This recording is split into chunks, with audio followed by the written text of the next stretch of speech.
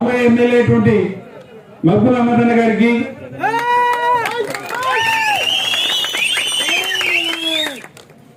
ఇస్మాయిల్ అన్న గారికి, ఎమ్మెల్సీ మంగమ్మక్క గారికి, సాదిక్ గారికి,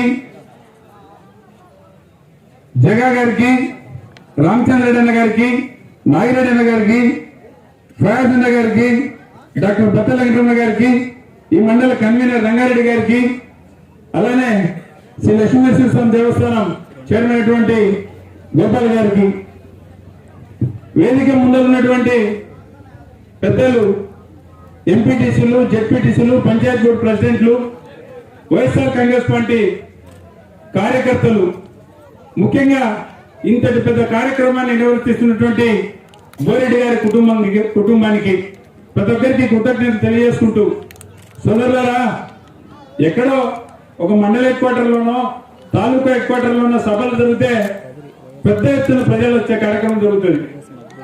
చిన్న పంచాయతీ, ఒక పంచాయతీ హెడ్ క్వార్టర్ లో మేము ఊహించలేదు జనాలు ఇంత పెద్దగా తరలి వస్తారు, ఇంతగా మీరు రిసీవ్ చేసుకుంటారు. మోటార్ సైకిల్ ర్యాలీలు పెట్టారు, క్యాన్వాయిలు పెట్టారు.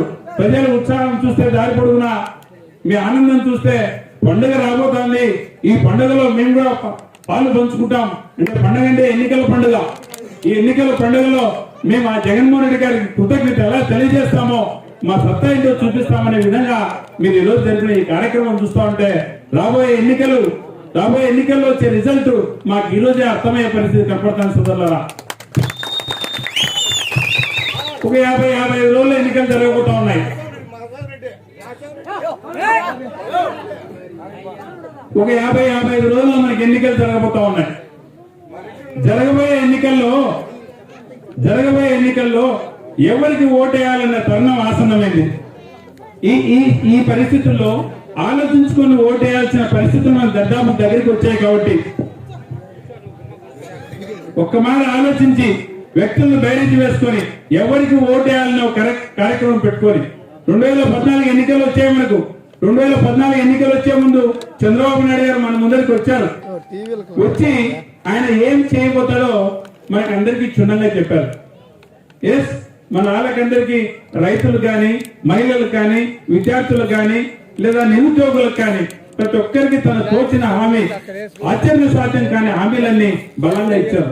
మనమందరం ఆశపడినా కూడా, మహిళలందరూ ఆశపడినారు కూడా, వాళ్ళ బంగారం మొత్తం బ్యాంకులో ఉండేది మా ఇంటికి వచ్చేస్తుంది, మళ్ళా మా మెడలో వేసుకుంటామని ఆశపడినారు కూడా. వాళ్ళ డాక్టర్ రుణం ఎంతుంటే అంతా మాఫీ చేస్తాడు, మాకు ఏ డాక్టర్ రుణం ఉండదు, మేము కట్టాల్సిన అవసరం లేదని ఆశపడినారు కూడా మహిళలు. నిరుద్యోగులు అయితే బాబు వస్తే జాబ్ వస్తుంది అన్నారు, మాకు జాబ్ గ్యారంటీ వస్తుంది, ఒకవేళ జాబ్ రాకపోతే నెలకు 2000 నిరుద్యోగ వృత్తి కూడా వస్తుందని నిరుద్యోగ సోదరులు ఆ రోజు ఆశించినారు కూడా. ఇలాంటి ఆశలన్నీ చెప్పి, అలాంటి 116 హామీలు చెప్పి నువ్వు రాజ్యాధికారం చేజిక్కించిన తర్వాత పాలన మొదలుపెట్టి 2014-19 మధ్యలో ప్రజలు పూర్తిగా చిన్నగా అర్థమైపోయింది.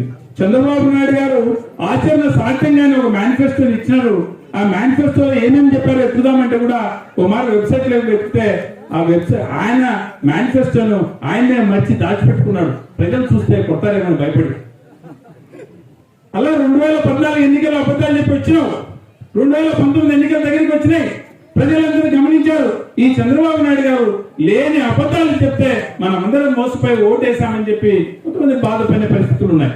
ఆ తరుణంలో రాజశేఖర రెడ్డి గారు గుర్తొచ్చి, రాజశేఖర రెడ్డి గారి కుమారుడిని నమ్ముదాం ఒక మారు, ఆయన కూడా మేనిఫెస్టో చాలా బలంగా ఇచ్చాడు.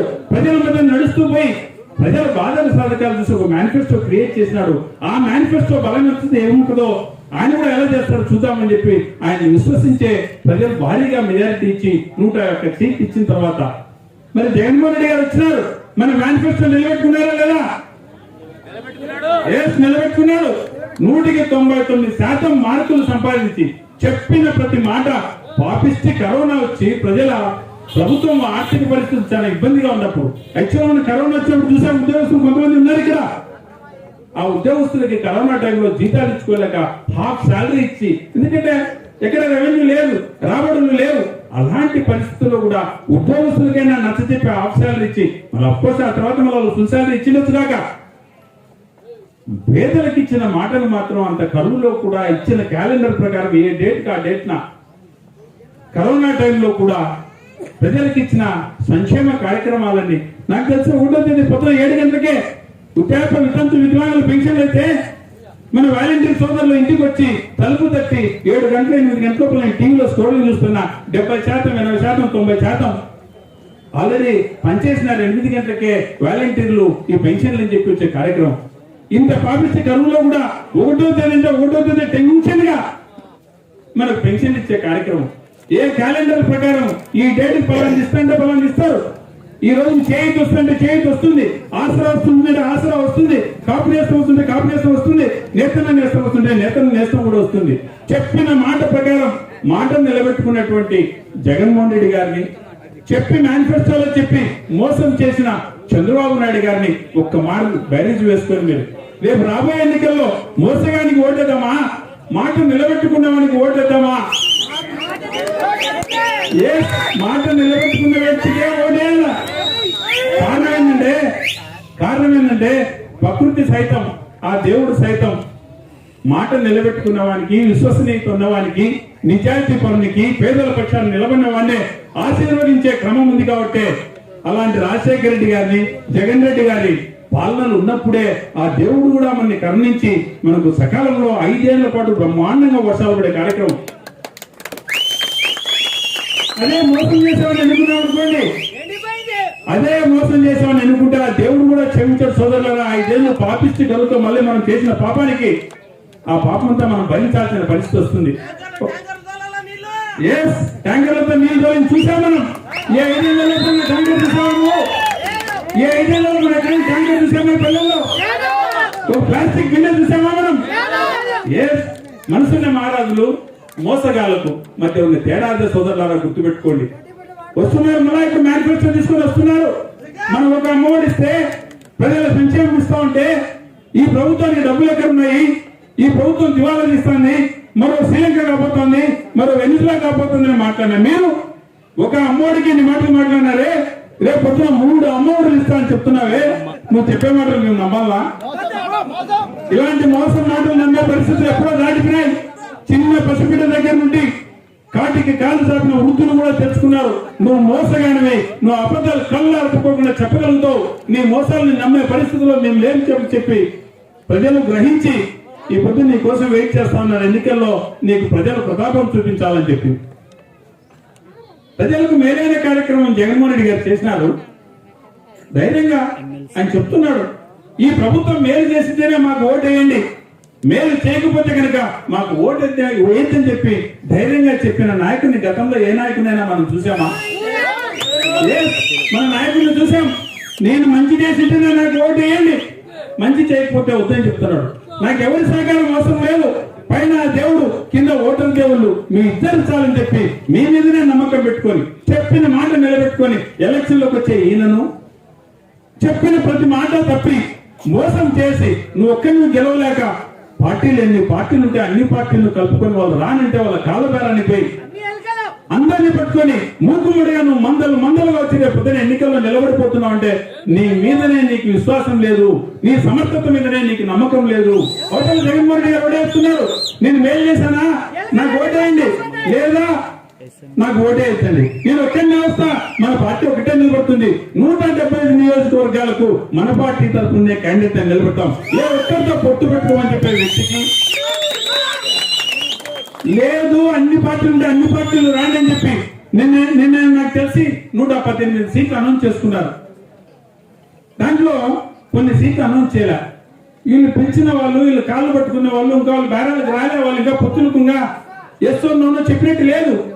వాళ్ళ సీట్లు పక్కన పెట్టి ఈ మాత్రమే పంచుకుంటామని చెప్పి ఒక ఆయన 24, ఇంకొక ఆయన 94 తీసుకున్నారు. ఎస్, దాంట్లో కూడా సోదరులారా బాగా గమనించండి.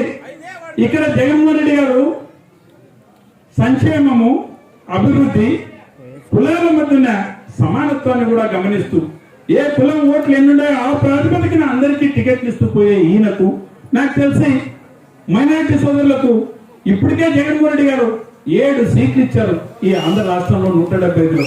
ఇంకా రేపు ఓటు పెంచుతారని నాకు నమ్మకం ఉంది కూడా. నిన్న 118 సీట్లు అనౌన్స్ చేస్తే ఒక్కటి పట్టుమని ఒక్క సీట్ ఇచ్చావు మైనారిటీ సోదరులకు. ఇక్కడ మీరు అంటున్నారు కదా జగన్మోహన్ రెడ్డి గారు రెడ్డి సామాజిక వర్గానికి సంబంధించిన వ్యక్తి కదా, ఇక్కడ ఎక్కడా పక్షపాతం లేదు సోదరులారా, గుర్తుపెట్టుకోండి. నా బీసీ, నా ఎస్సీ, నా ఎస్టీ, నా మైనారిటీ అని చెప్పి ప్రతి ఒక్కరికి పెద్దపీట వేసే కార్యక్రమం.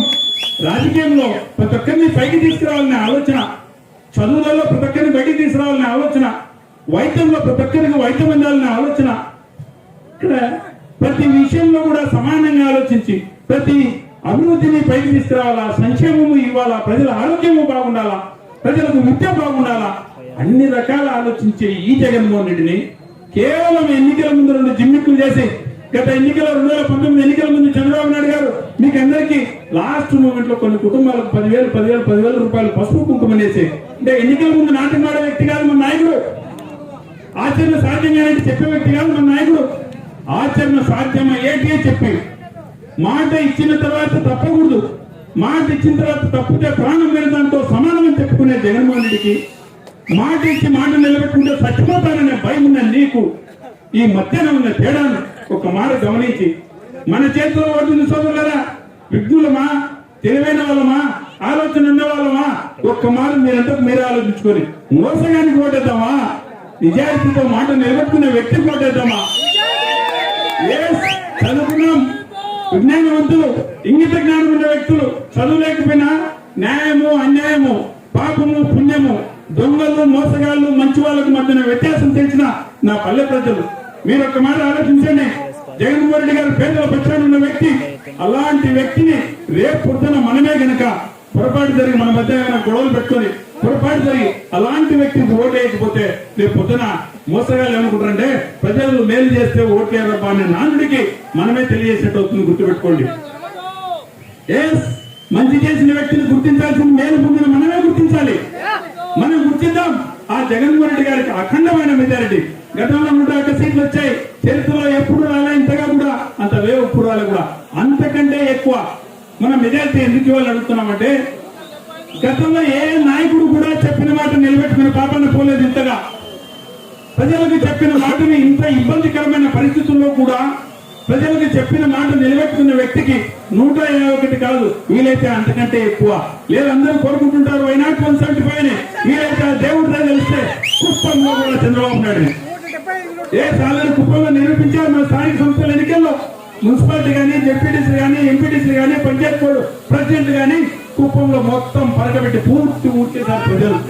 నీకు ఏ స్థానం ఇక్కడని చెప్పి అలాంటి మెజారిటీని ఇవ్వాలని కోరుకుంటూ కదిరి నియోజకవర్గానికి ప్రపోజ్ చేసేటువంటి మక్బూల్ అహ్మద్ గారిని రేపు రాబోయే ఎన్నికల్లో గత మెజారిటీ 28,000 కదా, అంతకంటే మెరుగైన మెజారిటీని మక్బూల్ అన్న గారికి ఇవ్వాలని చెప్పి, అలానే ఎంపీ అభ్యర్థి శాంతమ్మక్క గారికి భారీ మెజారిటీతో కదిరి నియోజకవర్గం నుండి భారీ మెజారిటీ ఆమె తీసుకురావాలని చెప్పి కోరుకుంటూ, పల్లె ప్రజలారా గుర్తుపెట్టుకోండి. ఒక మారు నేను ఇంతవరకు చెప్పాడు, గుర్తుపెట్టుకోండి. చంద్రబాబు నాయుడికి జగన్మోహన్ రెడ్డి గారికి మధ్య ఉండే వ్యత్యాసాన్ని ఎన్నికల ముందుకు పోయే ముందు రోజున రాత్రి మీరు ఆలోచించుకొని పోయే ఓటేయండి. వాళ్ళ మోసపూరిత మాటలకు ఎవరు బెండ్ కావద్దండి. ఎవరు ఎంతో మంది వస్తారు నాయకులు, తెలుగుదేశం నాయకులు రేపు పల్లెలకు వస్తారు, మీ మధ్యలోకి వస్తారు, కళ్ళబల్లి మాటలు చెప్తారు, రెచ్చగొట్టే మాటలు చెప్తారు, ఆ కులం అంటారు, ఈ కులం అంటారు, ఆ మతం అంటారు, ఈ మతం అంటారు. జగన్మోహన్ రెడ్డి గారికి కులాలు మతాలు లేవు, పేదల సోదరులు గుర్తుల్లో పెట్టుకుని సోదరులరా. ఆయన చెప్పినాడు కూడా ప్రమాణ స్వీకారం రోజునే, వాలంటీర్ వ్యవస్థను పెట్టే ముందు రోజే చెప్పాడు, ప్రతి పేదవానికి లబ్ధి చేకూరాలా. ఇక్కడ వర్ణ వివక్ష లేదు, వర్గ వివక్ష లేదు, ప్రాంతం వివక్ష లేదు, కుల మతాల వివక్ష లేదు, పార్టీల వివక్ష లేదు. లాస్ట్ కు అర్హత ఉంటే చాలు వాళ్ళకంతా లబ్ధి చేకూరాలనే ఉద్దేశంతో పోయే వ్యక్తి ఈయన. రేపు కులాల మధ్యన మతాల మధ్యన వ్యత్యాసాలు పెట్టి ఓట్లు అడగజేయడానికి వచ్చే వ్యక్తులకు మధ్యన మారు వ్యత్యాసాన్ని గమనించమని మీకు తెలియజేస్తూ, ఈ అవకాశం ఇచ్చిన పెద్దలకి కృతజ్ఞత తెలియజేస్తూ, జోహార్ వైఎస్ఆర్, జోహార్ వైఎస్ఆర్, జగన్మోహన్ రెడ్డి నాయకత్వం.